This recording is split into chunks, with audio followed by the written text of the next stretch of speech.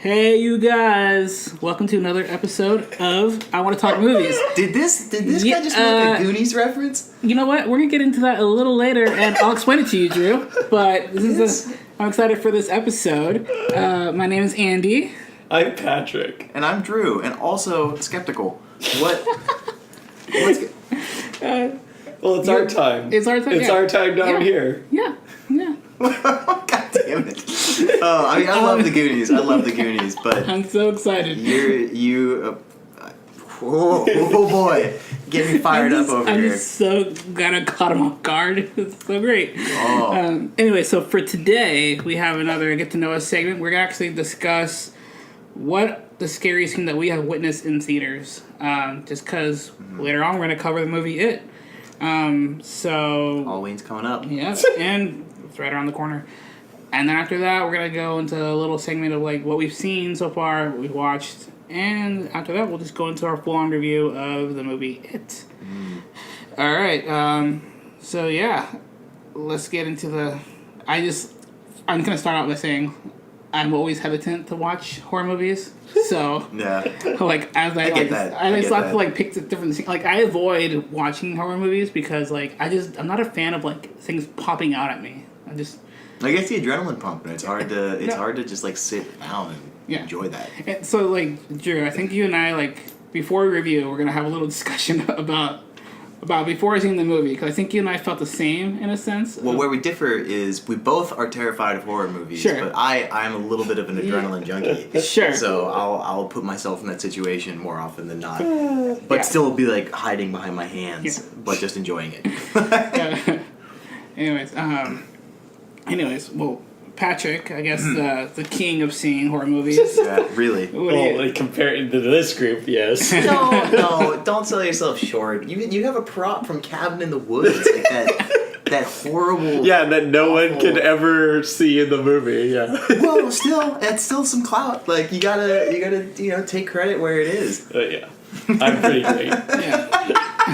So I'll let you go first. Okay. What has been what has been some scary scenes have you seen in theater? So, I need to give an honorable mention to Cabin in the Woods, as Oh. you were just mentioning. Yeah. But it's not going to be a scene that you guys would ever expect. It's actually the very beginning opening title popping out at you when they're talking, and then all of a sudden it just shrieks. It's like, Cabin in the Woods! Ah! Like that. I'm not gonna- I started laughing so hard because I was like, "Oh my god! I know I'm gonna love this movie." I'm If they not- just I'm not gonna lie, it because made me that's a jump Just- scare because it randomly just It pretty much hits is. you, Which is and you also forget about it every single time you watch the movie. Which is That's true. also just a great summarization of the movie Yes, itself. exactly. Right? It just that tells works. exactly what the movie's gonna be. And I remember I was the only one laughing in the theater when that happened. You actually, I know I am You did like it twice, right? Because you Yeah. forced me to watch it a second. Like you watch it a second time, but for my first time, you made But me it watch was it, just- and you still laughed. It yes, but I mean it's like. This was supposed to make you laugh, Right. you know, like, and no one else got it. It's definitely a tongue in cheek. Yeah, it was just gotcha. like, You're right. I'm It's just like, definitely a oh my gotcha god, moment. this movie was meant for me. It really was too. That's So that's I just have to good. say that.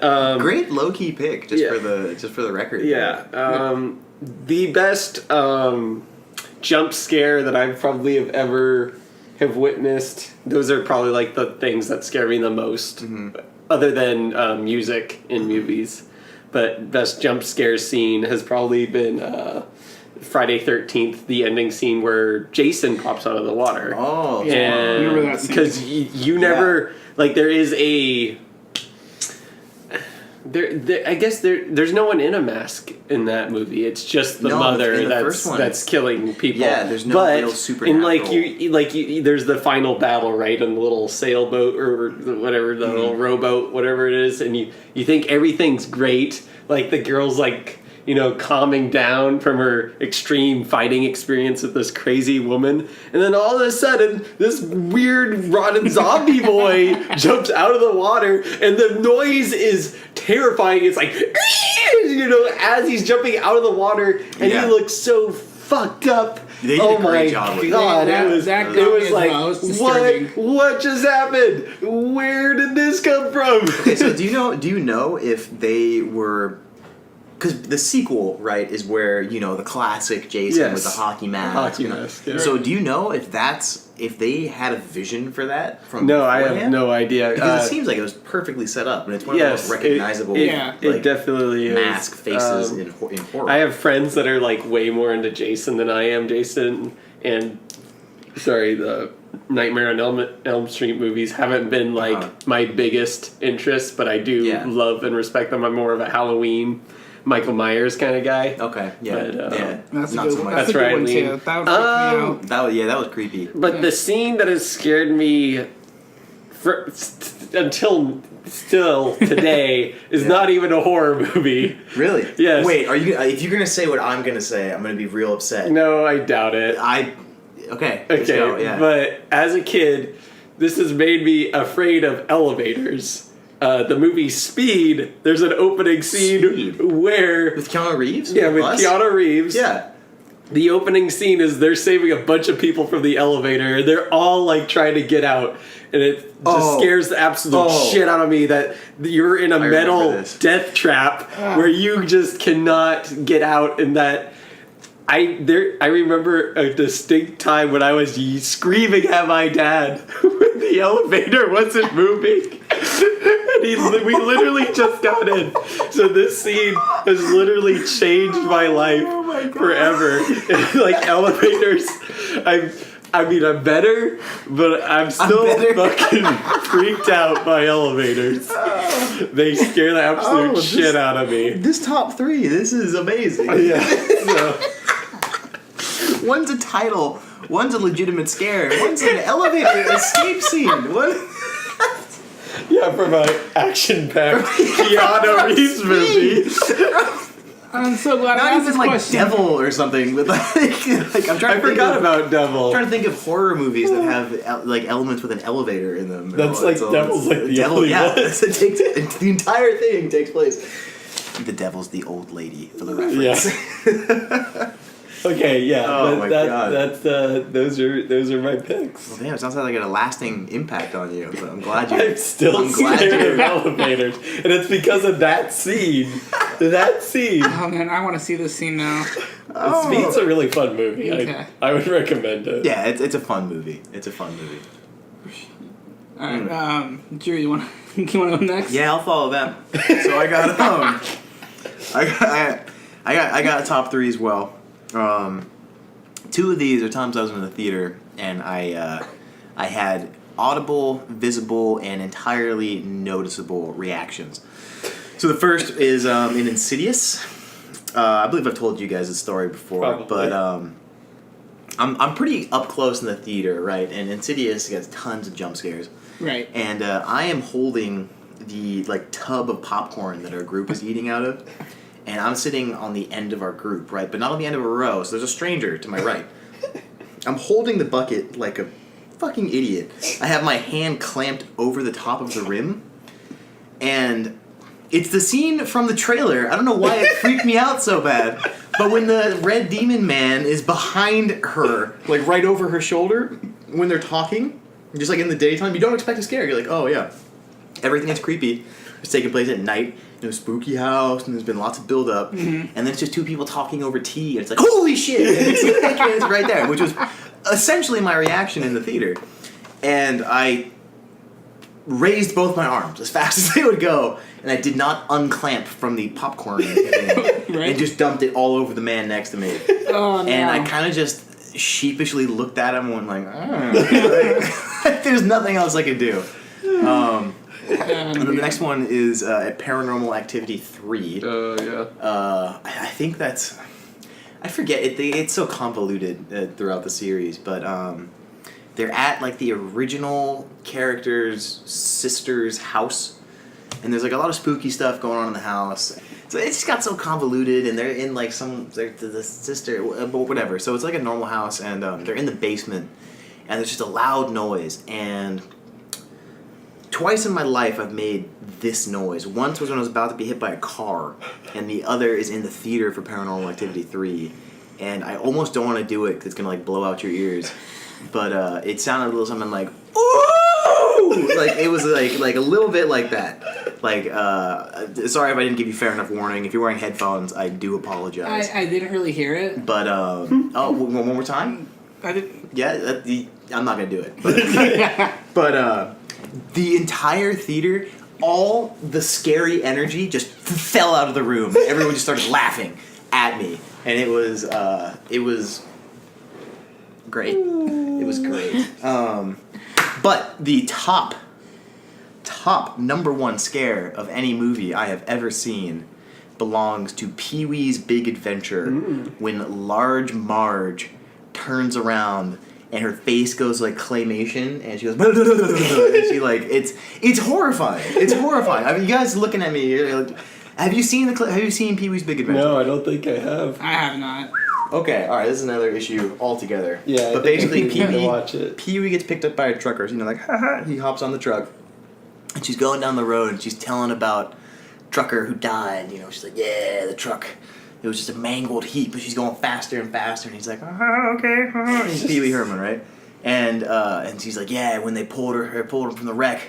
She looks something like this, and he goes, blah, and she turns to like face Pee-wee, and the camera goes right on her face, and she goes like this grotesque, horrible claymation face that's just like blah. And it's, I remember as a kid that fucking terrified me, and even as an adult when I was watching that movie, I was like shying away from that scene. I was kind of like pretending to like look at my phone or like this is popcorn or like it was it's spooky, and you don't expect it. It's the biggest jump scare. I'm gonna stand by that. So Yeah. yeah. So what do you got for us, Andy? What's on your top scares? I mean, because I'm like avoidant to watch certain scary movies, like I'll jump in to go with friends and to like go for the experience. Like I saw Cabin in the Woods with Patrick. I recently saw It. I'm trying to think of other. That's two. That's two, and what other one that I think we saw Conjuring 2. Conjuring. That was pretty spooky. So that's where like I knew what I was in for, right? And did you? No. Yeah. Patrick tells it like it is. I swear, I knew what I was in for when it came to like, okay, I was mentally preparing myself, just like I did was It. I'm like, all right, there's gonna be some jumps. Let's focus on the story and like how let's look at how it's shot, if it's cool. And I just like I'm still like a nervous wreck, It was kind of funny because like it was Patrick, me, and another random guy who was sitting with us, and you saw all the elements of fear there. Like the guy next, I was in the middle. The guy on my left was literally had a hoodie on over his face, rocking back and forth during like any like intense moment that was gonna happen. I mean, that sounds traumatizing. Yeah, that's what it sounds like. A trauma. I was concerned, and then there's me, and I'm just kind of like hand in my face, leaning back, and like one hand on my face maybe or so, on my mouth most likely, and just trying to like avoid eye contact if something's gonna happen. And then there's Patrick, who is like so relaxed and laughing and having a ball. So I'm sure like, he's leaning forward.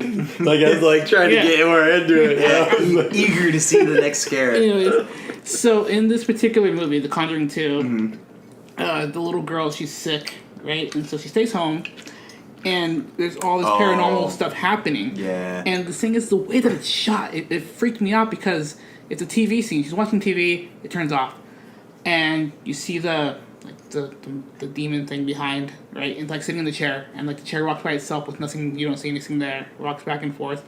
Camera pans around like a long shot. So I'm like, okay, what's going on? Those The prolonged camera shots. that's what it makes you sweat. And so finally, like the long shot turns around. You see the girl sitting on the couch, and then you see like this face that pops up out of nowhere, and then just screams, "My house!" And then like there was actually like a huge scream during that scene too. Was it you? I don't think it was me. I don't think. Are we still talking about The Conjuring? Yeah. Yeah. Okay. What are you talking about? But yeah, that scene like freaked me out. So that would be like my biggest jump scare for this moment. That was a like a surprisingly high tension scene for how, I don't want to say little of an impact at the end of the movie, but so it's not like the pinnacle of the movie, It's not the big bad or anything like that, but it's definitely one of the biggest scares in the movie. I would agree with you. I think a lot of it is just because what you said too. Those long pan shots, the tension they build in a single scene like that. Yeah, I can't think of the director's name, but he's done an incredible job with Insidious and Conjuring. Mm-hmm. It's like Brian. It's not. Is it? But anyways, Brian, a good friend. But We're on a It's first like name something way or first name basis. yeah. And so I might have actually. for me, that was probably like that just tricked me out because I just was not Yeah. ready for that. Just the way that like the momentum was in that. So, anyways, yeah. So let's go into our next segment and see what we've been watching. Yeah. So let's start out with Drew. Okay. All right. I actually watched a couple movies this week. Good. So yeah, that's it. That's it. Next person. All right. Move along. So we're gonna start out with I saw Shin Godzilla in theaters with you guys. Yeah. I actually saw it twice in theaters, which was great. And it recently came out on Amazon and all the streaming services out there. Love it. Great That's Godzilla, modern such a good Godzilla movie. It really is. Directed by Hideaki Anno and co-directed between Hideaki Anno and Shinji Higuchi. And it took a really different approach to a Godzilla film, right? So it kind of goes back to the roots of Godzilla. It's not Godzilla versus a monster. Godzilla isn't like some kind of anti-hero. It's hard to don't prescribe it. Anyways, the monster, Godzilla, is the monster, is the antagonist of the film. And it's just really cool to kind of see that again. It's Japan, specifically Tokyo in this instance, versus Godzilla and trying to save all themselves. And I think a really interesting thing they did with it was tackling it from a more political perspective. I mean, you guys saw it. It's the whole like getting wrapped up in the red tape and the bureaucracy of it all. And it just was a really unique perspective on a classic and many times told tale. And I just really liked how they did it.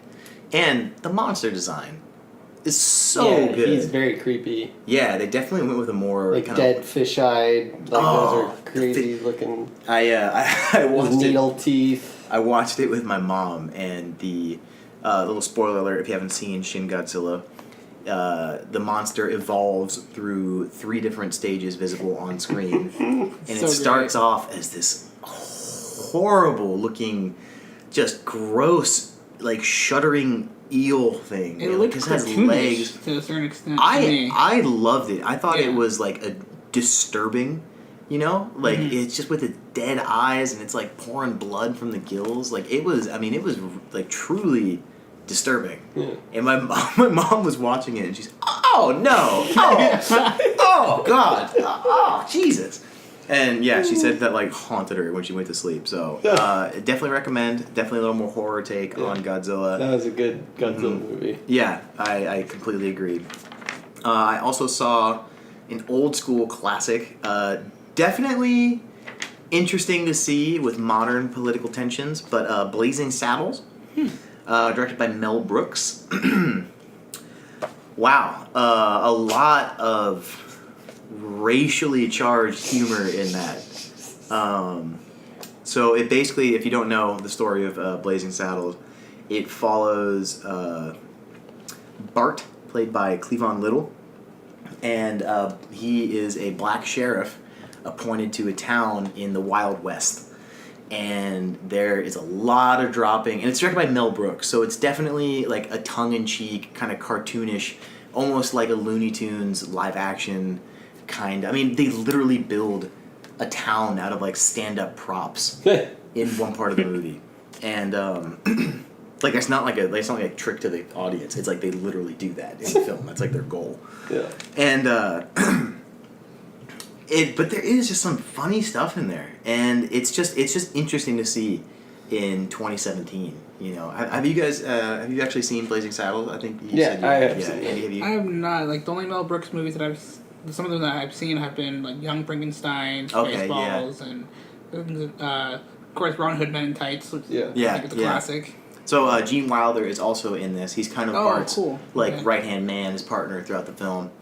And just some big names in there too. Hedley Lamar is played by Harvey Korman, who did I love him. You know, he did a great job. And Lily von Stupp is Madeline Kahn.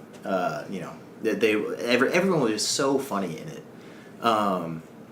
I think one of the best scenes in it is when they just totally break the fourth wall. It's the ending fight in the whole movie. And the whole movie is taking place in the Wild West, right? And then it just cuts to the Warner Brothers lot to a musical being filmed. And you're like, what the fuck? And it goes through like a minute and a half of that. And then the Wild West fight just bursts into that studio. And it's like, it goes through like a bunch of different sets. And it just collects like 5 different movies. And they wind up fighting in like the Hollywood cafeteria.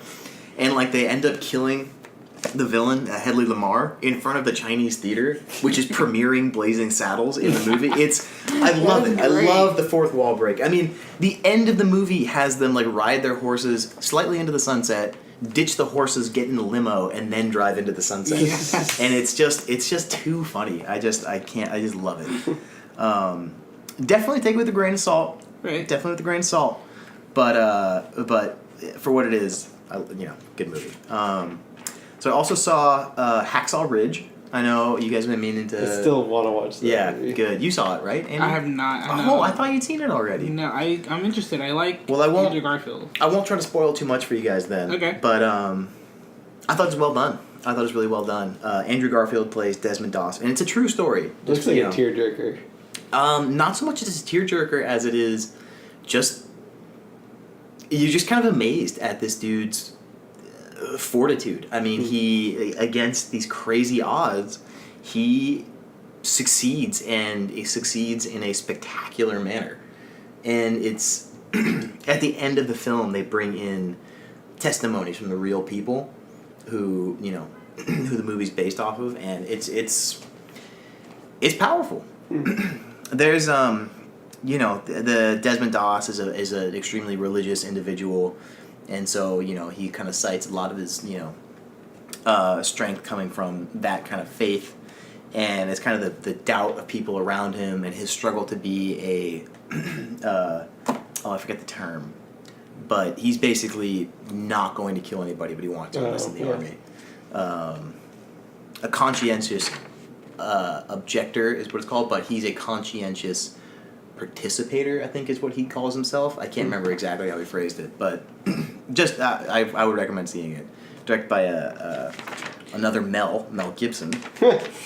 So yeah, and I will say the battle scene is, if you are a little squeamish, if you don't like blood and guts and that kind of stuff, it gets pretty gory. Yeah, that seems It's- tearjerker? Yeah, that seems like no, not Wow. not tearjerker. I mean, it's just like random people, like just scores of nameless soldiers, and it just makes you kind of think about the whole thing. Just basically running into a death field, and it's just like, I was like, oh my god, like they capture a little bit of land and then they get forced back, and like meanwhile like 600 people have died, and it's like what did they die for? It's like 200 yards. Oh, we lost that 200 yards, and it's just strange to think about it like that. But I liked it overall. I liked it. And then finally, I know I've been taking a while, but finally I watched a movie called Dave Made a Maze. Now this was absurd, and I love kind of absurd, surreal movies like this. So the premise is Dave makes a maze in his living room, and it's much more than what it seems. So he literally makes a maze out of cardboard. His girlfriend Anna, played by Mira Rohit Kumbhani. And a lot of these people I've seen vaguely in other things, but have never really seen like a major picture. And she comes back after a business trip to find that her boyfriend, who is painted even in the opening credits as being creative yet a little bit flaky, has constructed this maze. It's like a box fort out of cardboard in their living room, and he's lost in it. And so they call over all their friends, which involves Nick. So Dave is played by Nick Thune. One of the main supporting actors is played by Adam Bush. His name is Gordon. And then James Harry, excuse me. And so they are all just kind of laughing. They're like, oh, he doesn't want us to tear it down because he's in it. You know, he worked hard on it. They go in the maze, and it's huge. It's totally surreal. He's made something that just defies physics and all sorts of stuff. And basically, he's also built booby traps into it. And so people are dying trying to, like, get to him and find him. And he's like no. Friends? He's like, no, don't come in. It's too dangerous. And it's surreal. And the whole thing... he's yelling at him? Yeah, he's like yelling through a little vent in the back. He's like, no, don't come in. And it's a ride. It's the whole thing is kind of like an allegory for life, that it's really confusing, and that, you know, he didn't finish the maze, so that's why it's like falling apart and dangerous. And I thought they could have done some things a little better. Mm-hmm. Some of the dialogue, and there was a few sections where, like, the sound editing was pretty noticeably, like, detrimental to the scene. But I loved the premise, and I loved the writing, and I thought the actors and actresses themselves did a pretty good job. So I would recommend seeing it. Dave Made a Maze. Cool. Totally absurd, totally crazy. But I don't like that funky clown. Yeah. Yeah. All right, so that was my long-winded what I've seen this week. I don't often get to compete with you guys for time in this segment. So well, thank you. Yeah. And that's some good stuff. Patrick. Okay. Well, I'll breeze through mine. I've watched like 27 movies. Yeah, we saw the list. I'm gonna cut it down though to my like tops. I rewatched a bunch of my old childhood favorites, and one still holds very true. It made me cry the whole way through. What? Non-stop. Like, I'm not joking. Like, I cried like the whole movie. This was Homeward Bound: The Incredible Journey, about the two dogs and the cat. Totally understandable. Oh my god! I was just like, no, don't do it. I thought you were gonna say Toy Soldiers, and I was gonna slap you. Oh god! but no, Toy Soldiers was great, but it's totally not that understandable. great. Yeah. I mean, Toy Soldiers is a tearjerker, but not quite like Homeward Bound. No, Homeward Bound is it. So this one was the remake, not the original. I don't think the original, they don't have voices. I think it's just like a narrator. But this one, like, they're all given personalities. This is Michael J. Fox? Michael J. Fox is the bulldog. Maybe he's not a bulldog. He's like a pit bull. He's something like that. Yeah. Not the retriever. And then, not the retriever. And the retriever is what gets me, because I've had retrievers of mine. And there's the saddest scene is the retriever is stuck in the mud at the very end of the movie. And the bulldog is like, okay, now it's my turn to help you out. No. Because, like, the retriever's been helping out the bulldog this whole time. And the young dog is just like, well, I'm going to stay here with you until you get better and you can crawl up through this mud. It is the saddest thing. So this, like, made me do some research on, like, the animal cruelty in movies and stuff. So I went to, like, the site that, like, judges, like, you know, how well a movie handled animals or whatever. What is that site, just for the record? I didn't write it down. But it's pretty easy to find. Okay, all right, fair enough. This got, like, the second best it could possibly get. So apparently this wasn't, like, perfect with how it, like, raised or handled the animals, but like, I guess, like, the major scene that I had in question is, like, when the cat is about to go over the waterfall. I mean, I know it's like totally, like, it's been a while, and I remember I had that glimpse in my head. So I know it was, like, not a real cat when it, like, went over the waterfall, but there's the whole scene of, like, the cat, like, going like, and it's in the water, and I was just curious, like, how they did that. There also was, like, the retriever, like, sprinting into the water, and, like, there's a scene where, like, you see the waterfall, and there's the retriever. I'm like, how did it swim back against the current? So, they used 12 different retrievers. Yeah, they honestly did. They used, like, multiple different animals for the same animal. Just to be clear, it's not because, like, Golden Retriever A, that one failed. Golden Retriever B, it wasn't. Okay. It wasn't there for that reason. They did, like, tiny little shots of, like, I don't know what's second best for their criteria. Yeah, so, they like, for the cat, animals. apparently there's, like, 3 different cats, And when they were filming a live cat, it was like in a pool of water. And when they had like a puppet or like a robot Just cat, tossed it it over was the like that was the scene where you saw it like floating. Yeah. So Dang. Homeward Bound. Oh. It was still is a great movie. I mean, if you're willing to cry, like go see it. You know? Everyone needs a good cry. Yeah, you Alex. do, and that Everyone movie needs to get definitely that does. out. Just like Babe. Babe's one of my favorite movies. Oh, But now you're just drilling home on Yeah. this. This is okay, but I'm gonna get to probably one of my favorite watches of these last couple of weeks, which was Old Boy, the Korean Oh. film. I was very surprised at how much I liked this movie. Okay. This is a weird yeah.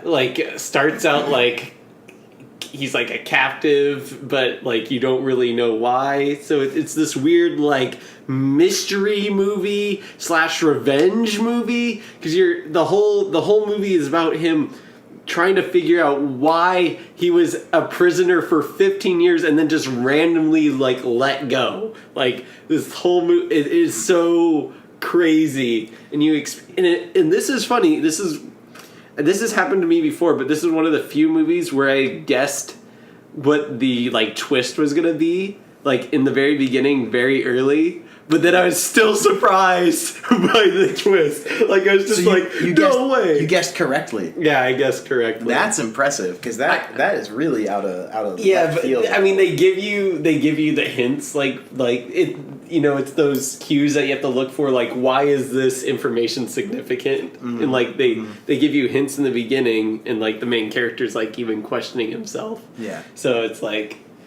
Yeah, I mean, but I was still like, wait, they really what? Like I was second guessing myself, but I was like, oh my god, I'm not like proud for guessing it right. Like I was proud for the movie for still making me Sticking to that. still surprising me with where they went, and I don't know. I would recommend it. It is a foreign film, made in early 2000s, but it's still.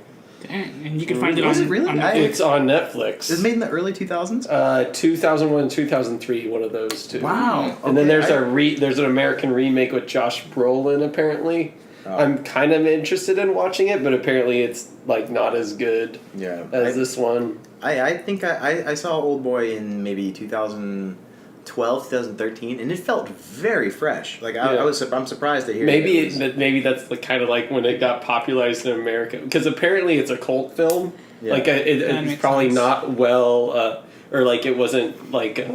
Heavily advertised, but it's like one of those movies that's just kind of like slowly bubbled Yeah. into popularity. 'Cause it's a really well made film. It Like, is, everything yeah, is yeah. just I like gotta see that then. on point. Oof, The acting is amazing. Like the story is just fucking crazy, wild. and it's like, oh geez, the actors and like it all makes sense. You know, it's like. I don't know if it like, and I can see why it probably doesn't work in America because I mean, the whole premise wouldn't really work in America. Yeah, at least there's how it starts out, anyways. There's so. some missing elements there. Yeah, but I could maybe buy it from a country that I have really no knowledge about. Yeah, that'll work. So, and then, Andy might talk about this later, but I am really loving the new Netflix show American Vandal. Oh. We're only three it's a episodes. show. Let's get into it. We're only 3 episodes Oh my in, God. but I need to recommend this to at least Brendan if you're watching or listening to this. Buddy, yeah. But so it's a mockumentary, so it's not a real documentary, but it's documentary film style, and it's about these kids trying to prove the innocence of this one kid who may or may not have drawn dicks all over these teachers' cars, and he's a known dick drawer already. The odds are stacked. The odds are stacked against him. Yeah, like all the kids and all the teachers are just like, oh yeah, it's totally this dude. I love this premise. And Yeah. it reminds me of man. our friend in college. So we had a, What? So Because we, he would draw dicks all the time. we too. had it. So in college, 10% of kids are affected with it. Yeah, so so in the dorms you have a little bulletin board on the side. Yeah. And with some people like had papers Yeah, there. pretty standard. Yeah, and so one of our friends that attended, was on our side of the dorm, just decided to draw a dick here and there. And we all knew who it was, and we just didn't know why, but yeah, like, it still made us all laugh. What's great is this character wears like 100 sweatshirt, like the brand. Our friend also wore that back when he was drawing Are you dicks. 100% certain he was not involved in the writing? I have We are no questioning it idea. still. He lives in LA. Yeah. Like, And it's shot in LA. well. But the thing about this show, I am so drawn in because it's just like, they just the whole cast like commits to solving every bit of like the mystery. So what I love about this is like the characters feel like real people. They really do. But it's this like over the top Whatever like, little premise. whatever little gag love they that. pull, like they like literally start dissecting. Like, Yeah. like let's say like in the first episode, they added that like, oh, this guy likes to take a shit at the store, and hates going to the bathroom in their friend's house. So like they like literally incorporate that as like, okay, it could have been here or it could have been there, and it's just really well done. And I'm so surprised that a topic like this gets having so wrong. In the first episode, I think the best part where this is what starts their documentary is that the dicks are drawn differently on the cars than what he draws in the Yeah. classroom. It's not like the typical artist signature. No, because he draws the same exact dick all the time, but these dicks are all the same, but they're on the cars, but they're different from what he draws. So that's what leads these I love it. kids to go and make this documentary to kind of Oh like. my god. But just go check it out. Again, it's American Vandal. It's There's on- only 8 episodes, and they're like 35-ish How long minutes. How long could you stretch the dick mystery? You'd be surprised because they go into one thing, they go into another thing. Like they really yeah. dive deep into like each like piece of the puzzle. Again, so this far, This is hilarious. We're only 3 episodes. We're in. only 3 episodes in. I'm loving it. Yeah. I'm laughing out loud, and Andy's doing his like. Yeah. He's like I'm just trying to think like really hard about it. Like, I'm like, dang. it's like they're really taking it seriously, and I love how much they commit to I'm this so whole pissed thing. I didn't make this. I feel like. Oh, jeez. Anyways. Okay, I think this is a good segue for yeah, Andy. yeah. Yeah, so I watched. From earlier today, I made the "Hey, you guys." I got to see Goonies finally, just so I can rub it into Drew's face and he can stop giving me shit for it. Andy, you can finally hang out with us down here I can because finally- it's our time down here. It's our It's our time time down down here. here. Our time. It's my favorite line. I have no idea what it means. It's our time. It's so. It's where the great. what do you mean you don't know what it means? That's where the Goonies thrive. They're on an adventure. They're out the. Down here, down here means adventure. They're literally. They are like physically. They are down in a well. Like that is. That's what that we're is talking true. about. That's what It's we're our talking and it's their time. It's their time up there. It's their time up there. It's our time Our down time here. This was just a fantastic adventure movie. Like, okay, so here's everything to like add on to the Goonies. Like, I have been doing my homework. I've seen Back to the Future. I finished the Indiana Jones you did? trilogy, and like the '80s and early '90s were like just fantastic and creating these like adventure movies. Aren't those all Steven Spielberg? And they all are like might be. yeah, they all have. They're at least produced or produced. directed. Yeah, they're produced. Yeah. Indiana Jones directed. Both Goonies and Back to the Future are both produced. And so he has a hand like in some of the best adventure movies. So he is like legit like the king of like adventure movies in my eyes. It's just amazing. Like I just kind of want to read more about him and like the 70s, 80s, and 90s. He just ruled that entire time. And Yeah. he, some critics are saying that he kind of like, that some of the movies have been a little dull recently. I haven't seen many of them yet, because I know that BFG and what's it called Spies of Bridges or Bridges Spies. With Tom Hanks. Yeah, that. I love that. Yeah, I didn't get to see it, but I want to see it because Spielberg, he directed that. So to add on to that, I'm currently reading Ready Player One.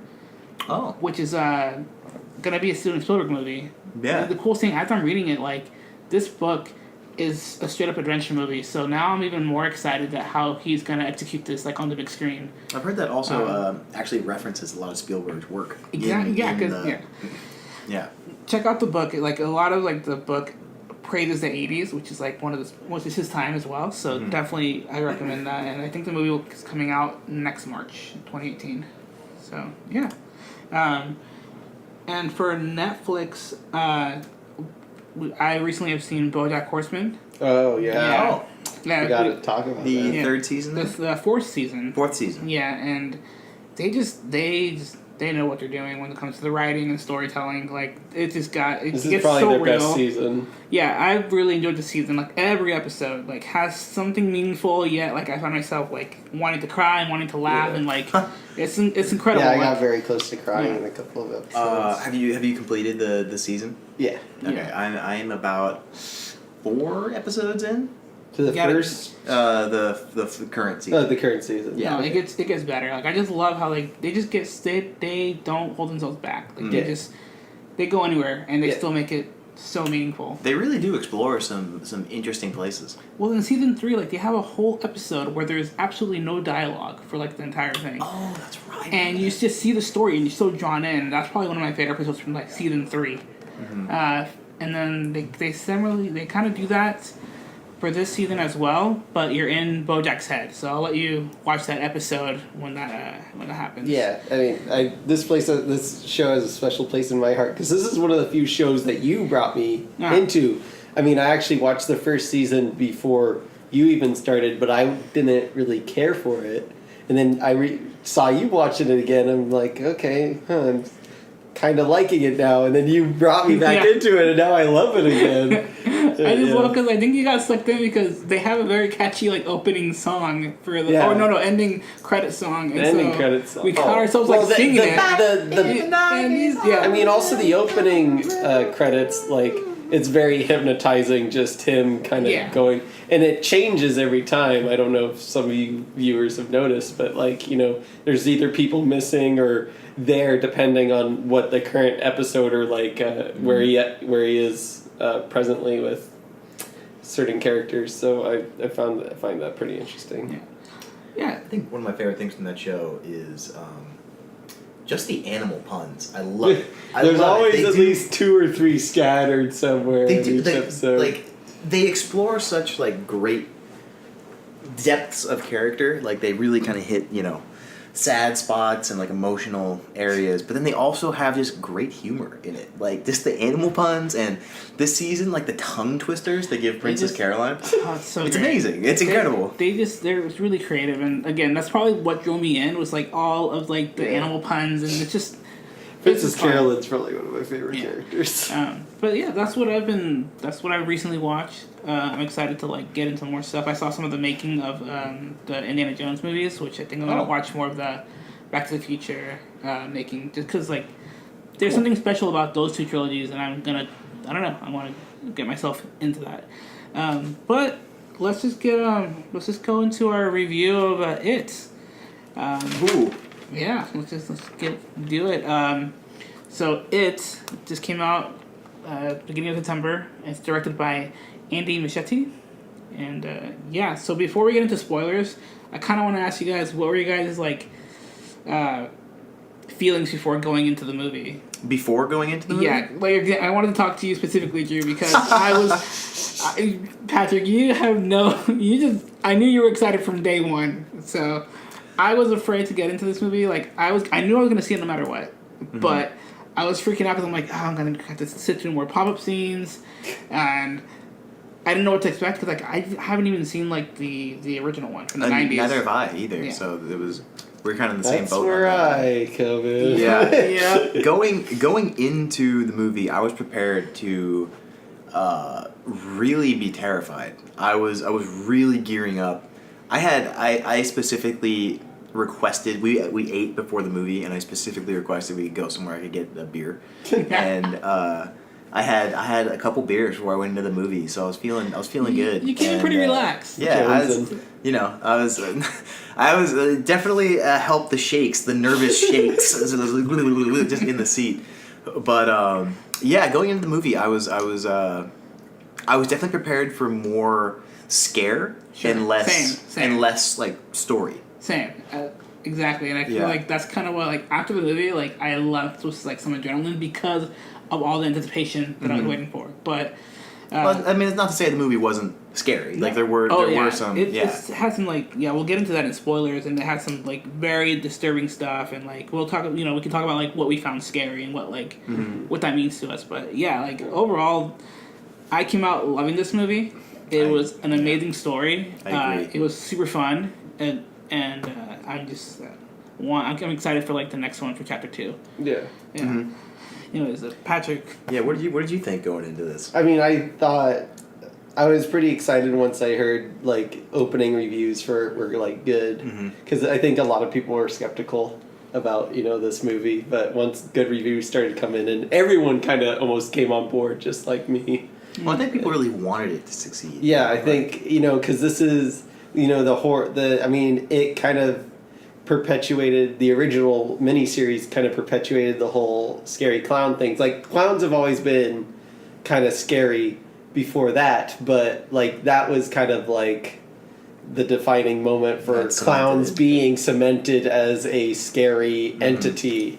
So yeah, I was in the same boat. Like after watching it, I thought it was going to be scarier or maybe more creepy or pop outy, but no, it ended up being more like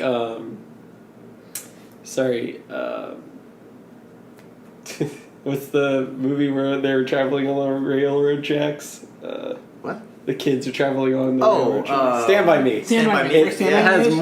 way more of a Stand By Me feel, which is about the kids, their friendship, and their growth. That's what Yeah. this movie is about. Actually, yeah, that's actually a It's good like parallel. that's like way more. That seems like the most symmetrical story, and I mean it's another Stephen King book, so I mean it makes sense that it's similar. Right. And I think a lot of people kind of forget is that we really joke, like we're really like our society, we're really into these movies about kids and kind of how they grow up, and like how Goonies is such a great place in our hearts, and Stand By Me, like, and that's why Stranger Things is like kind of such a popular show. Is there's been a really large gap. I mean, you could argue like something like it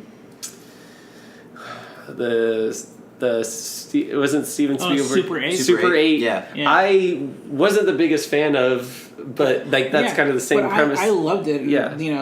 Again, it has that influence from Stephen King. Yes. And that was like a more like Spielberg touch, and of course. Well, I mean, J.J. Spielberg Abrams. has done those kind of movies and too, like the Goonies. Yeah, the Goonies, and then like Spielberg kind of like his work was J.J. Abrams, and of course, and that was directed by J.J. Abrams, and But yeah, I guess that's what I'm getting at is that we've been really missing for a long time the whole kids growing up together and.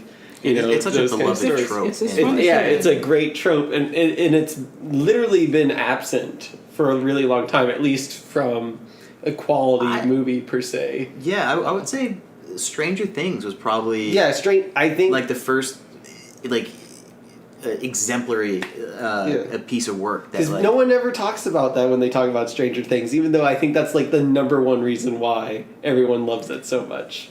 I mean the child actors in Stranger Things. Just But that's the amazing. same with it. Like they found quality child actors, and these to really portray these it, child well. actors are like. They're regulars when it comes to acting. Like they're all in other stuff. Yeah. They all have their rap sheet on like before. There's only like one or two of them that really haven't had much work before this movie. But still had But work. like they're all professional actors for sure. Yeah, I mean, this movie just, I don't know. I was happy to see this, and now Yeah. I'm kind of curious. I actually want to see the miniseries. The now. original. Just So the- the main thing with the original is that Tim Curry does a great job as the clown, but all the other actors they kind of fall short. Like the story just kind of falls by the wayside. So you watch it for the creepiness of Pennywise. You don't know if you would necessarily. If you love Stephen King's universe, then I would say go ahead and watch it. But I wouldn't say You would recommend it? Yeah, personally, I wouldn't recommend it because it's like 4 hours long. Like it's really long, but I don't know if that's. I think it'd just be interesting to see after seeing this iteration. Yeah. No, I mean, I Iteration think honestly, of the- it's probably worth waiting for the next It movie. Spoilers, like there's gonna be a sequel. They announced it at the Yeah. end. They announced. Yeah. Chapter 2. But coming. let's get into spoilers. yeah, And, I like, guess so. Okay. Hold on to Yeah. your hats. It's spoiler time. Can we just get in from the first scene? We see Georgie's arm just fucking That is the bite off. gnarliest scene in the whole movie. Ah, wow, I would beg to differ on Oh, that really? one. I Yeah. think that I is was by far the surprised they gnarliest scene. these are children actors, right? I was surprised they're gonna show like someone getting their Yeah, I arm was bitten very off. I surprised was too. Let alone I was the- surprised the cat didn't stop the clown. You The know? cat. It's watching the scene. The cat, I think, only confirms that cats are uncaring, cold creatures. But you're saying, the shock right. of seeing such like a graphic, violent like act happen to a child, you're just like A very whoa! young child. Yeah, the Yeah. youngest child in the cast. Yep. Right, Like- and you like, and the thing that it takes it a step further because like, okay, yeah, one thing you see the arm just get bit off, right? Scene's not over. You see, Yeah. you see Georgie. There's no cut to black. No, you see him crawling like crying and crawling, trying to get away, and of course the hand just comes in, just nope. But now I feel like that just kind Right of in the gutter. set it up to like we know what we're into, like no I matter love what. all the memes that have been expired. Yeah, by man. this scene. It's there's been some amazing memes with like the. with 2017, Pennywise. there'd be a shame if there weren't memes. Yeah. It's- But there's been, I mean, honestly, there's like some well done scenes, and it's just, I don't know, like for example, my favorite scene that I cannot forget is the projector scene. For some reason, that one really stood out to me as Oh, well. man. When they're all in the garage and they're planning their attack. They're trying to, put the map of the sewer system versus like the town, and then all of a sudden it starts like flipping through family photos on its own, and they knock it down too. Yeah. and it's still flipping. You're like, oh crap. And Yeah. in my head, I'm like, oh no, okay, what's gonna? I'm like, oh no, all right, let's just do this. What's gonna happen?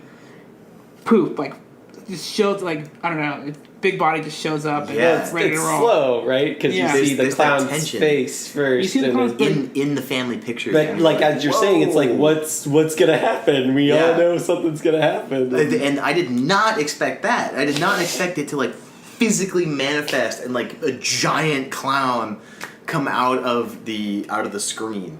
And just for the record, the clown is played by Bill Skarsgård. Skarsgård. Yeah, I thought he did a good job. I haven't seen Tim Curry's performance. That's honestly the main reason I'd like Yeah, to. that's kind of what I want to revisit the miniseries as well Yeah. because it's Tim Curry, and I feel Yeah. like to do him honor, like we have to check it out. But just in his own right, in that scene and many other scenes, Yeah. where I thought Bill Skarsgård did a great. He did an amazing fantastic. job. Yeah. Like I did research on him before, just to like make sure. Like I was like hoping it would be Looking some at his really chops. ugly dude, like because Pennywise's head is pretty misshapen. Yeah. But it ends up being some goddamn model, and apparently he's done horror stuff before. Well, he's big and tall, and I think that's part of like he's a very like physically He's very imposing lean built. Yeah, and they can build from that. Yeah. And Yeah, they he's- can build he's got on top of that. he's got the articulation to like really express So himself. apparently he plays a big part in like the Hemlock Grove series that I could not for the life of me get into. What is that? I don't even know. It's like one of Netflix's first original series, and it's like oh, a it's weird. about the like the werewolves and like Yeah, it love got scene. bad Yeah, reviews. yeah.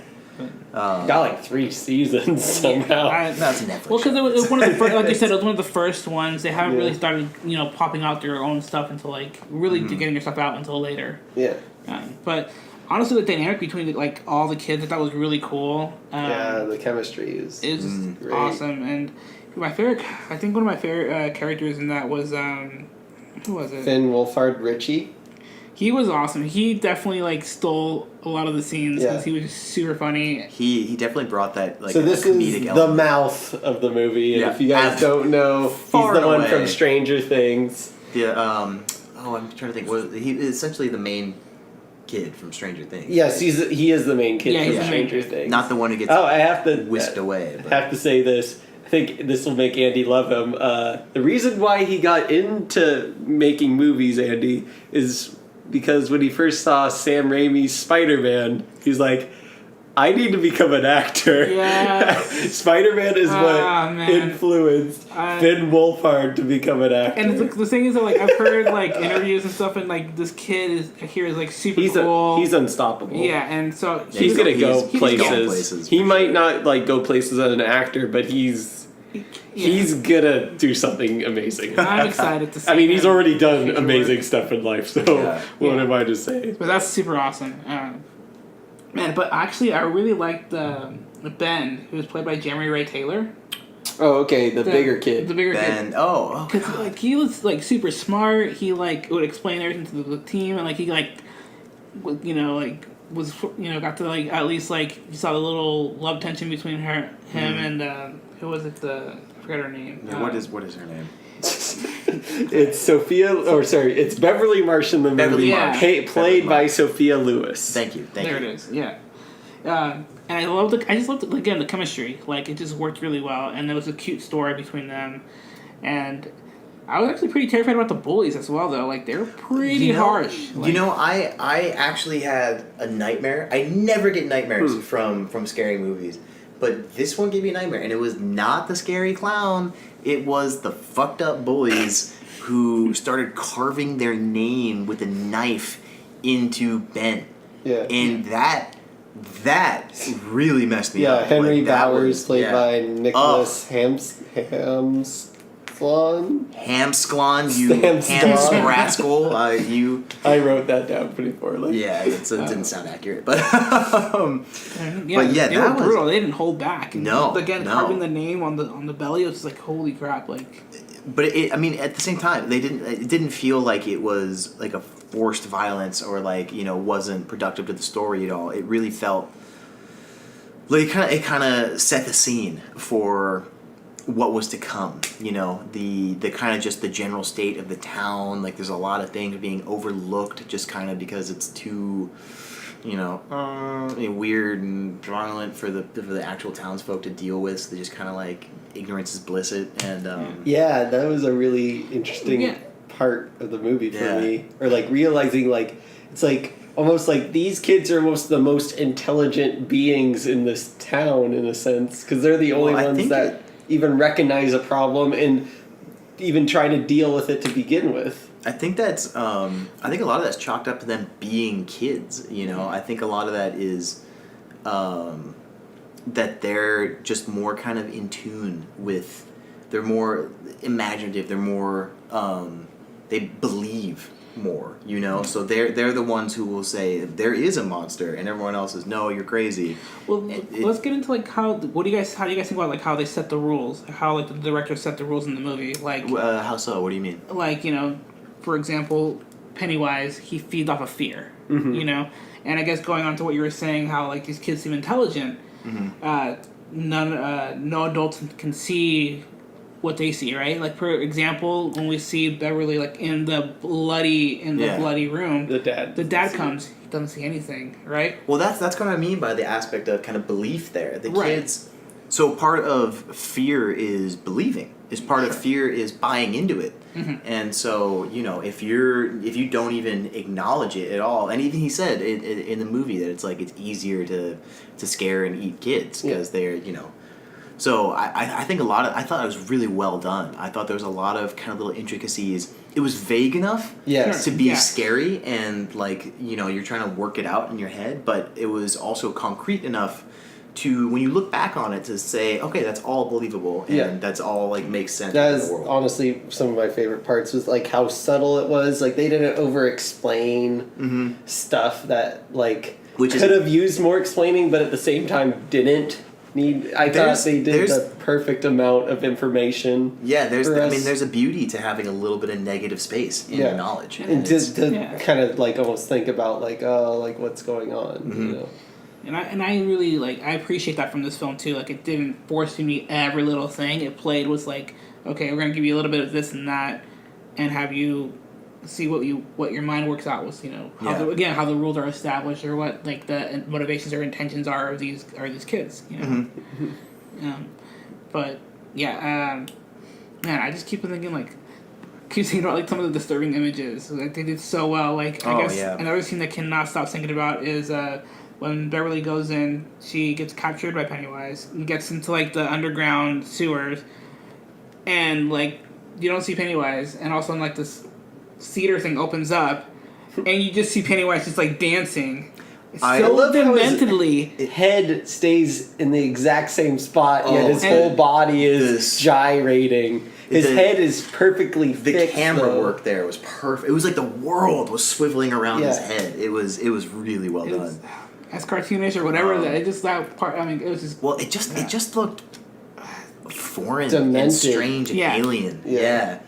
The effect was slightly dampened by Patrick, who burst out laughing as soon as it happened. you sat next to him. That was on you. Yeah, no, I did that on purpose. I was ready to be scared. Yeah. I was ready to be scared real bad. And I wanted some solace in that. Yeah.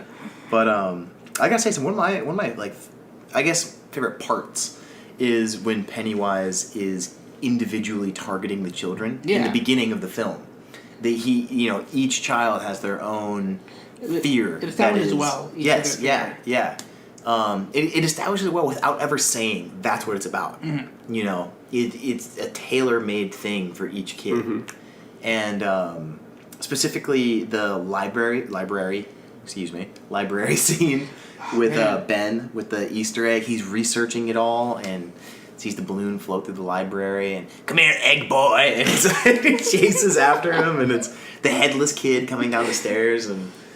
Yeah, good stuff. Again, demented. Yeah. I have to tackle on that too. Like you mentioned, like how earlier in the movie, like I thought the pacing with this movie was amazing. That's actually a really Because good a lot point. of horror Yeah. movies, they suffer with like they'll have like a really maybe catchy like opening, but then there'll be this huge lag time of like 30 or 45 minutes where there's nothing major going on. But this movie always has some sort of action going on, whether Yeah. it be horror or comedy or some sort of kind of like mystery or suspense kind of, I thought the pacing was amazing in this movie because we saw a little bit of the clown in every couple of like 10-minute segments. Exactly, And yeah. it keeps you on your toes. That's- It doesn't like make you jump out too much in the Mm-hmm. beginning though. It's this slow kind of build up to kind of learn about the clown To, like, and also truly learn about the chaotic. kids. Yeah. And I thought the pacing was absolutely fantastic in Mm-hmm. this movie because I love watching just random horror movies and kind of dissecting what I like about them and what I don't, because I love watching horror movies just for the creature. And I mean, Pennywise, the dancing clown, is an amazing creature. Yeah. But like all these other terrible horror movies, they all suffer from a storyline or acting, and it usually comes down to pacing. Like it's really hard to make a monster movie where the monster is always there, like Yeah. our It's most definitely- recent Godzilla movie, there's only like 8 minutes total of Godzilla Right, within the whole movie. The American Godzilla Yes, movie? Yeah, yeah. yeah, 2014. definitely a lack. I mean, you can argue that the Mutos are in it quite a bit, but at the same time, it's Oh. like everyone's Godzilla. It's titled Godzilla. Yeah, let's see. You know what I was No. also disappointed about in the Godzilla movie? That we only get Bryan Cranston for like 20 minutes yeah. as well. I know, he was billed as like the guy. it's like, oh no, there you go. Yeah, because it just came out of like Breaking Bad just ended. Yeah. Right? Yeah. That's kind of like what. Yeah. But no, that is actually a really good point. It's a very delicate balance for a horror movie to either not show enough of the monster and the audience that feels kind of cheated out of seeing the cool spectacle and oversaturating. It's because at that point it loses the fear. You learn more about it. It becomes a tangible thing. Yeah. And I think that's something that it did really well. It showed you enough of it that you really got all you wanted, but it didn't show you so much that you started to feel It was predictable. almost. Yeah, Like yeah, it never became predictable. yeah, Right. it never became like a real thing. There was still that kind of element of mystery and that strangeness to it, which was I mean, if It you was so don't know the lore, like yeah. there is still a great deal of mystery behind Yeah, it. I actually after this movie, it really inspired me to go I and start reading up. I on dug every- into the lore. and I did too. Yeah. And I did a little bit of reading as well, and like Patrick and I were talking about it, and like the series behind like Pennywise, because we don't really know, which is the cool thing. It leaves you like not explaining everything, because you don't know exactly what else Pennywise is, and like rather than like this demon, you know, at the very end when But he's even like, that's like yeah, unclear. that's you're right. But we don't know where he comes from. We don't Yeah. know like his backstory, because like all we see the most of it, like literally like how he scares all the children and how he works. And I guess like when he's grabbing onto Beverly and you see his mouth open, you see the three That's little exactly what I lights. was gonna mention. Yeah. Yeah, like I'm glad that they didn't explain that, because like it leaves me wanting to know more and like do my research. To I figure think that it out. would have been very clunky if they would have explained that. Right. That's Yeah. what I was talking about, subtlety earlier, and that I would have come up to this scene. Yeah, so this is a very important scene in the movie, and that's why all those kids float. They're floating in the sky at the very end of the scene, or Yeah. well, maybe not the sky, but Yeah, up high, yeah. I guess. They're in the So sewers, but it's a big that's fake. supposed to be like, for those of you who didn't catch it, it's supposed to be like instant death, almost in a sense, or like a forever coma. Like you're not supposed to be Yeah. able to come out of it. Yeah, once you're so up there, Beverly you're done. is the only person ever to get knocked out of this. The deadlights, I think, is what they're called. Yeah. And that's like, I don't know. Are we allowed to get into lore here or no? No, let's touch on it. Let's touch on it. whatever. Yeah. Okay, What so are you saying? that's like its true form. Yeah, that is the- like the orange. So it's like Andy's kind of Cthulhu thing. It's just looking upon it. It's like it's so complex, and we cannot our brain cannot we comprehend, can't comprehend it. It just puts us in a state of lunacy, or we just become mad, and that's what's happening to these kids. Which Yeah. is, it's cool, because I'm right now like I'm really interested in like learning more like the Cthulhu universe, and apparently all of like H.P. Lovecraft writing inspired Stephen King's universe as well. I actually just read the Dunwich Horrors like this week, so definitely, yeah, I could definitely see some parallels there. And it's cool. It's funny because like I even asked Patrick, because you know, going into his universe, we saw Dark Tower, right? And in one of the scenes, we see like this monster who also changes himself into different forms. And so I kind of asked Patrick, I'm like, do you think like that kind of monster, the same monster that's in who is Pennywise? But you know, as Patrick explained, like Pennywise is more of like almost godlike, Eternal. right? He's that's the Yeah. closest thing I could relate. It's like a deity or a, Like a cosmic force. it's a cosmic force is probably And the you know, I best really way want to to- talk about the lore, because I want to talk about like who the antagonist is.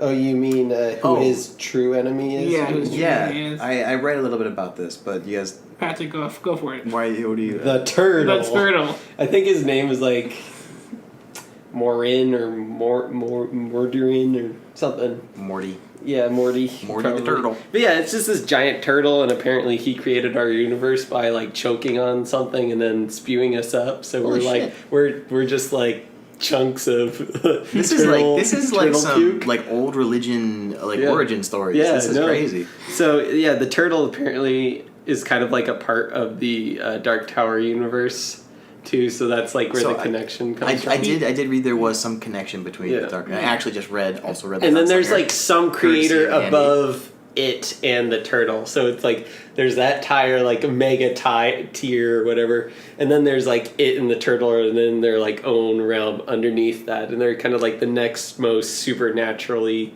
kind of forces. So like to me it sounds like it is like it's almost kind of like its own solar system or something. And the clown is literally just a projection. It's just on it's literally its favored form. Yeah, Like it's that's it. It Uh, just, for, it just for Earth. Earth. It just could likes appearing. Probably be on other planets torturing other Simultaneous, yeah. thingamajigs. So I do hear in the second film, I read an interview with Bill Skarsgård in Rolling Stones, that they're going to explore more about the origins of Okay. it. And there's actually there was a cut scene from this movie that was in like it was set in the 1600s, and it was the original Pennywise the clown, and it's like it's basically just Bill Skarsgård in like face paint. It's like really him. He looks more human, and it's like, haha, like I'm actually a clown. Like I do like I make children laugh. Like I get money for it. Like he's just Okay, a I'm real person. interested, And like- then it's like how the creature found that form and all sorts of stuff like that. So and they said it wouldn't have made sense. Like Yeah. they loved it and it was really disturbing and it would have been cool to add, but it would have detracted from I'm the overall glad film. they did it. Yeah, that was Because a very the smart move. lore is can It's- get really, really clunky in these kind of stories. it's a delicate matter and you have to really be 100% sure. Yeah, that because it's gonna- sometimes it just feels like, wait, hold on, dumbasses. You need to understand why this clown is a clown. It's like, long ago. but yeah, we should get back to talking to the movie. Yeah. Probably. Well, still, it's still just part an of it. interesting I just foray wanted to touch on that because into a part of the universe, and like I'm just again for the movie, I'm hoping that like not that it spoon feeds us, but like that it kind of like Well, I gives us a mean- little bit of that and explores and just to Just get it. I'm not saying that it spoon fed us. I'm glad Yeah. it didn't. No, they're right. No, right. that's- I'm saying I mean, that's what I'm saying. but That it won't. it piqued all of our curiosity. I think Exactly. that also speaks volumes to the film. Is Sure. that all of us independently went home and did research. Like, what is it? Like, what Yeah. Apparently, the there's book is like way more fucked up. yeah. There's like I really want to read the book now. Like, this- But apparently, all their like fears are based off of like the childhood old black and white monsters. So like the Wolfman, the Mummy, yeah. Frankenstein. It's not like the modern horrors that these kids kind of like had. it's like amorphous. Like, Yeah, they're just like all the classic black and white horror movie monsters, which I find funny. But the bullies are like way more fucked up. Like really, How really. could you get? They're way more fucked up. God like he damn. actually kills an animal, the main dude. Oh, they were like right about the, to. the kid, the only bully that dies, Patrick Hockstetter, played by Owen Teague, who did a great job playing a creepy ass bully. Like you can even tell the he's tall, kinda sexually lanky interested kid. in the losers. Like there's a scene where they're walking by him and he has the creepy smile and he licks his lips as they're walking I by. don't remember that. So he's actually like he is actually gay and he is interested, I think, in both, men his age and younger Oh. specimens, as you Okay. name. But he's actually kind of like the worst of them all.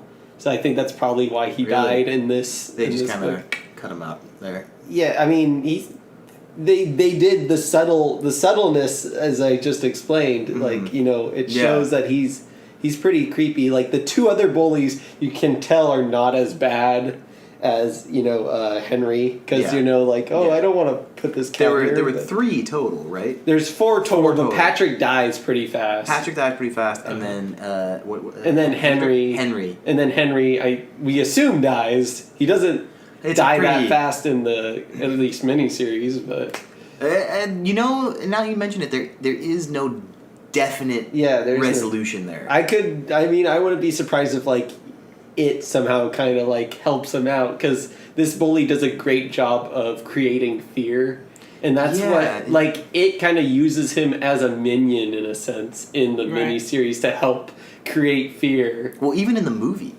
I mean, Yeah. in the movie. That's right. He does get He there is appears. that He appears to the that's- bully in a TV because he show. doesn't go after him. He kind of Yeah. helps him He encourages. become more demented. Yeah, and then he in the movie, Henry has an episode with his father who's, clearly does not like him. Yeah, he's just a he- shitty person. Yeah, Right. his dad's a shitty person. The kid's a shitty person. It's just shitty all around. Yeah. And basically, it gives him back a legal switchblade, and then tells him to kill his dad in a children's TV show. Or at least encourages him to Yeah. kill his dad. Do it, do it, and then he does, and then he tells him to go kill all the children who are coming after him. So he really does have a unique relationship with the It character, and I don't think it would be too far fetched for him to have survived the fall with the aid of It.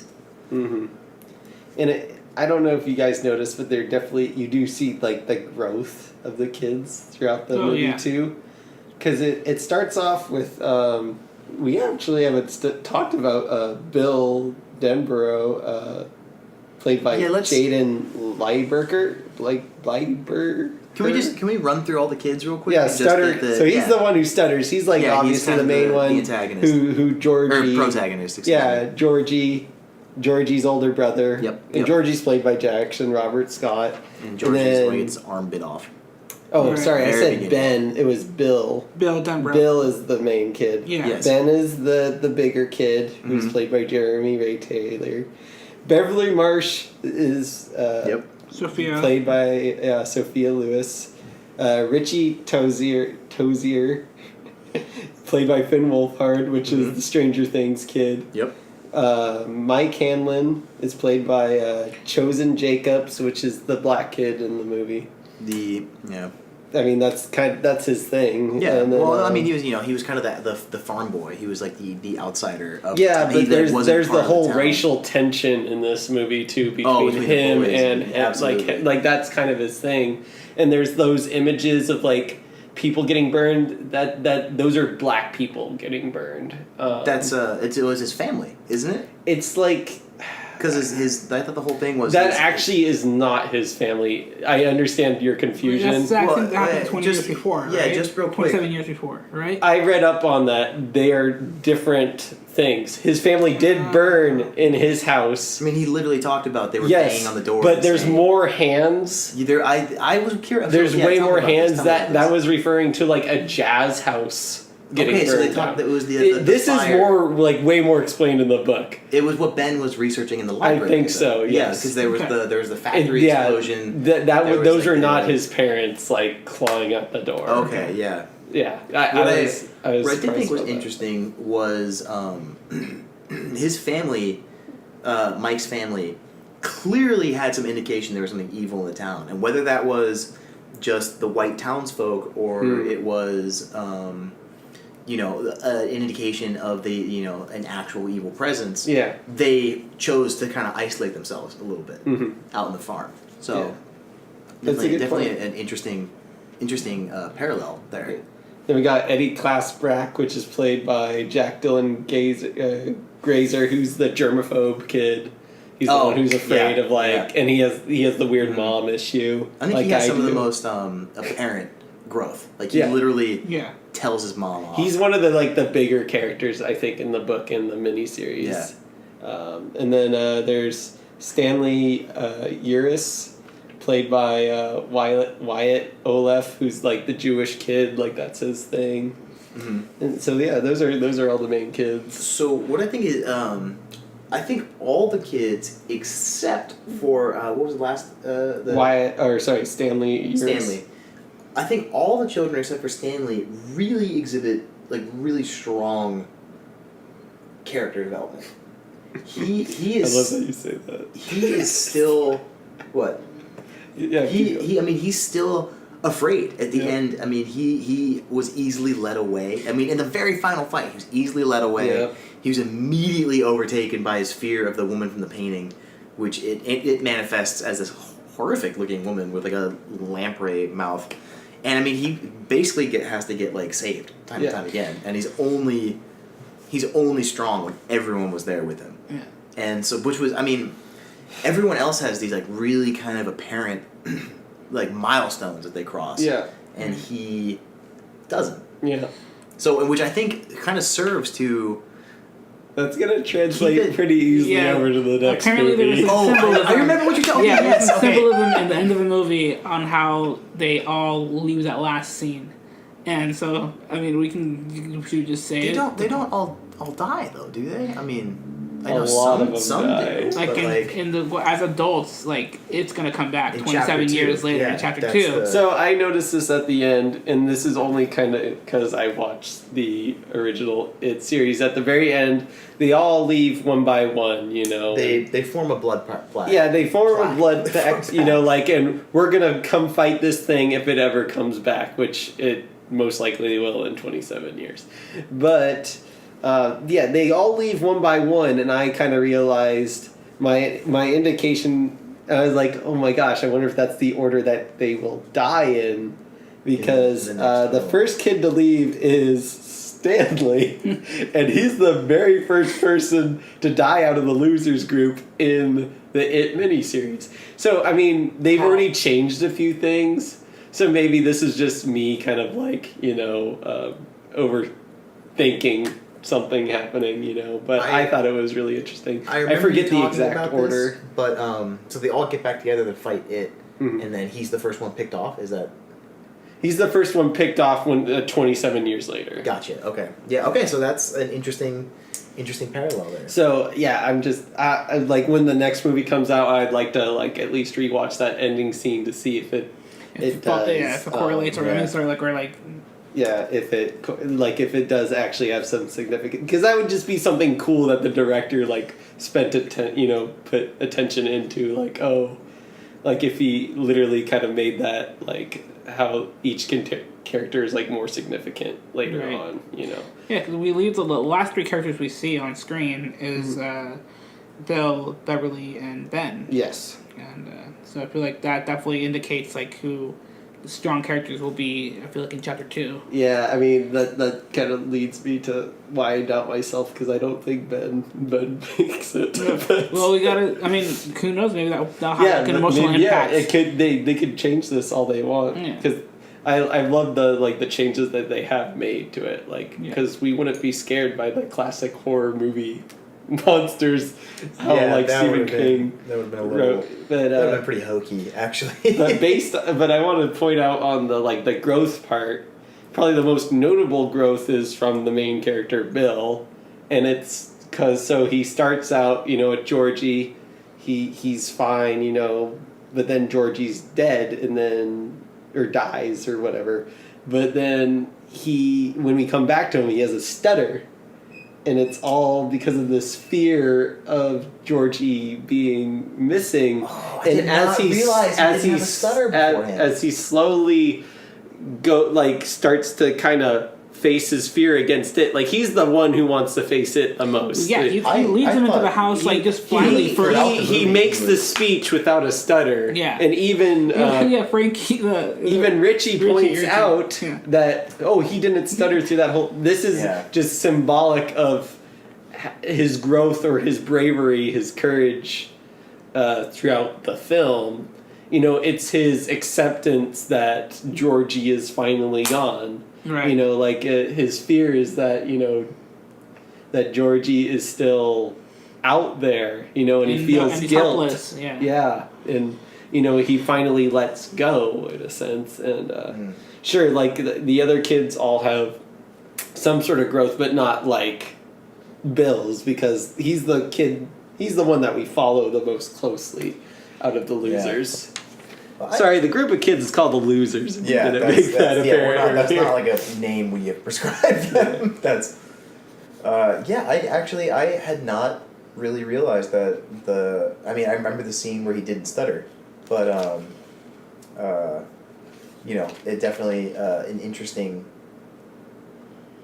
definitely a really cool way to make apparent his personal growth. Yeah, because I didn't catch it until I started rewatching the memes. You gotta send me some of these memes you're talking about. I haven't seen anything. I haven't been. God, my favorite funny thing is it's it, but with Cat in the Hat. And every scene there's the clown. It's Michael.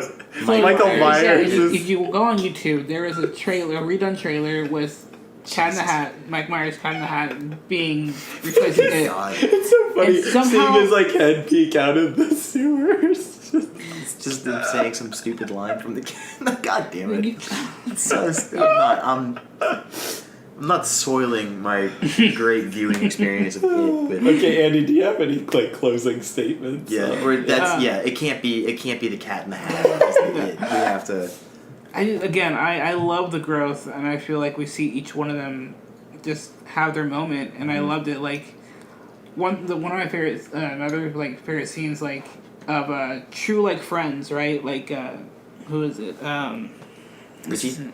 Yeah, Richie. Yeah. He's pissed off at Bill, right? And he just because they got in a little fight, and at the end you look like he's gonna be. It feels like he's gonna betray him. And he starts saying, I'm pissed off. blah blah, but fuck this. Now I'm gonna have to beat the shit out of this clown. Yeah. And they all God, like he get stole the into it. show. Which was his fear. And which stole was the fair because he show. feared clowns, and it was just I loved that moment because he's like, whatever, I can be mad at you, but we are friends till Yeah. the end, Just trumps that. and that just like for me that just kind Yeah. of hit home.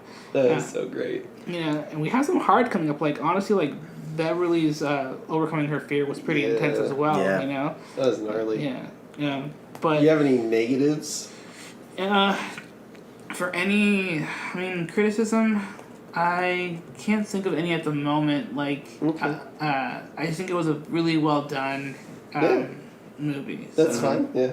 Drew? Yeah, I would agree. No real. I mean, I would love to compare it to the source material. Mm-hmm. I'd love to give it a read, and then kind of watch the movie again, come back to it. But even if it deviates, I think what it's done on its own right Yeah. is a great film. Just some of my, I just love the creature design. The clown itself. I just love everything about the Yeah. Pennywise character. So good, so delightfully creepy. Like, really well done. Yeah. What are you, Patrick? What are your final thoughts? Yeah, this movie was great. As I said, it was a lot more like Stand By Me, but that was one of Stephen King's best films. Yeah. The only actually good horror film that has come from a Stephen King book has been Carrie. And I'm glad that this movie can join the ranks of a good Yeah. Yeah. scary Yeah. horror film from Stephen King. My one negative, even though I talked about how I didn't like things, I was happy that things weren't over-explained. I was a little upset that they didn't really talk about the kids floating, because I found that pretty confusing and pretty significant, because they're kids that have all been missing, and that's kind of the whole story is Right. finding these missing kids in a Well, sense. I mean, they're dead, right? I mean, Yeah, there's- That, but you don't really know. That's what I'm kind of getting at. It's they're because I guess because I- you see Beverly and she comes out of this coma. I guess- There's no.